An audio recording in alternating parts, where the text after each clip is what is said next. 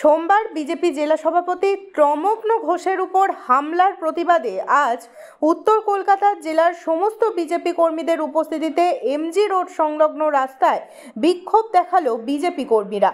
Tyre জ্বালিয়ে বিক্ষোভ দেখানো হয় এদিন। পাশাপাশি আগুনে মমতা বন্দ্যোপাধ্যায়ের ছবি পুড়িয়ে বিক্ষোভ দেখায় বিক্ষোভকারীরা।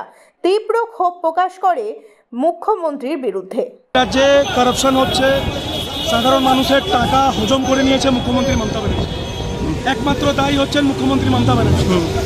আজ যখন চোরেদের বিরুদ্ধে রাজপথে বিজেপি নামছে, তখন পুলিশ প্রশাসন সক্রিয় হয়ে বিজেপি যুব মোর্চা সহ আমাদের বিজেপি নেতৃত্বদের অ্যারেস্ট করছে, টেনে হিজড়ে গ্রেফতার করছে।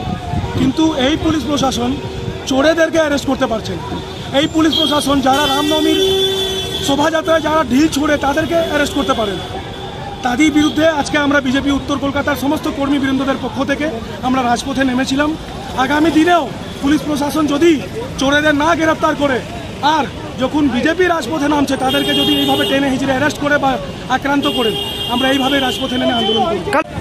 কালকে যে চাকরির চোরের বিরুদ্ধে আমরা আন্দোলন করেছি কালীঘাট চলো এক সাইড থেকে, আমার নর্থ কলকাতা প্রেসিডেন্ট প্রমগ্ন ঘোষের উপরে যেভাবে কালকে পুলিশ গ্রেফতার করেছে, ওনার গলা টিপে আমাদের কর্মীর উপরে হামলা করেছে, এই চাকরি চোরকে কেন ছেড়ে রেখেছে?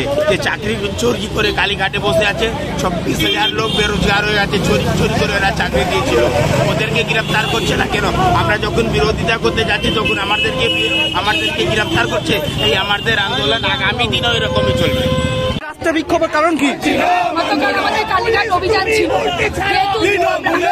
এর আগে দেখেছি 26,000 শিক্ষক শিক্ষিকার চাকরি চলে গেছে, যোগ্যরাও চাকরি হারিয়েছে। আমাদের সমস্ত কার্যকর্তার পুলিশের যে সক্রিয়তা ছিল, যেভাবে আঘাত করেছে আমাদের জেলা সভাপতি, আমাদের কার্যকর্তা, সেই সক্রিয়তা সবার লোকদের উপর হওয়া উচিত। যেভাবে ওরা চাকরি দুর্নীতি করে তারই প্রতিবাদে আজকে অত যোগ্যরাও চাকরি হারা হয়েছে, বিচার চাই সারা বাংলায়। এরকম এই যে চাকরি হারা হয়েছে, মমতা সরকার তো কিছু করা উচিত। ওনার মন্ত্রিসভার ওনার মন্ত্রীরা এটা করেছেন, ওনার পদত্যাগের দাবি জানায়।